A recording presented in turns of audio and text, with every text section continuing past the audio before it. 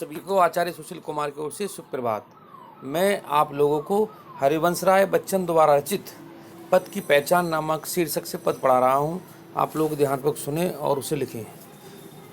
हरिवंश राय बच्चन रास्ते में जा रहे पथिक से समझाता हुआ कहता है कि जिस रास्ते पर तू चल रहा है उस रास्ते को भली भांति पहचान कर ले कि तुझे रास्ते में कोई फिर अड़चन ना हो। और आगे कहते हैं, कौन कहता है कि स्वप्नों को ने आने दे हृदय में, देखते हैं सब हैं इन्हें अपनी उम्र अपने समय में। बच्चन जी कहते हैं कि हे पथिक, तुमसे ऐसा किसी ने नहीं कहा कि तुम अपने मन में सपनों अर्थात मधुर कल्पनाओं को ले लाओ। सब लोगों की अपनी अपनी स्वप्निल कल्पनाएं होती हैं, अपनी अपनी उम्र में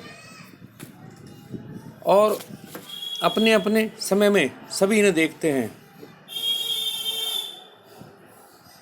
और अपने मन में उन्हें जगह दी है। और तू कर यत्न भी तो मिल नहीं सकती सफलता, वे उदय होते हैं कुछ समय लिए कुछ ध्येय नैनों के लिए। हे पथिक, तू प्रयत्न करने में भी सफल नहीं होता। ये स्वप्न, ये कल्पनाएं व्यर्थ नहीं होती हैं,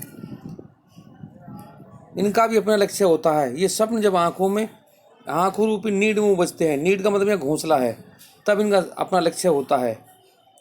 ये व्यर्थ नहीं जाते, किंतु सपनों से यथार्थ को झुठलाया जा सकता।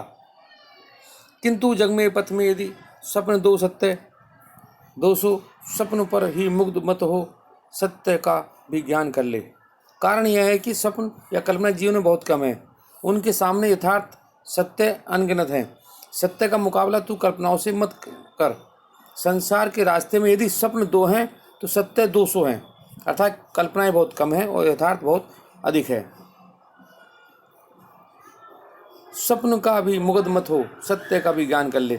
यह आवश्यक हो जाता है कि तू कल्पनाओं पर ही मत खुश हो, बल्कि सत्य क्या है इसका निर्धारण कर ले। पूर्व चलने से बटोही बाट की पहचान कर ले।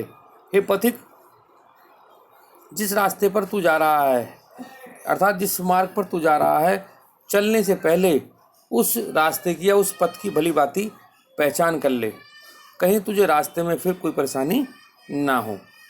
मैं इसका काव्य के सौंदर्य भी साथ साथ लिख रहा हूँ, इसलिए आप लोग सभी कार्य साथ साथ उतार जाएं। जिस दिन भी विद्यालय खुलेगा तो आपकी कॉपियाँ अवश्य चेक होंगी, इसलिए आप अपना काम पूर्ण रखें।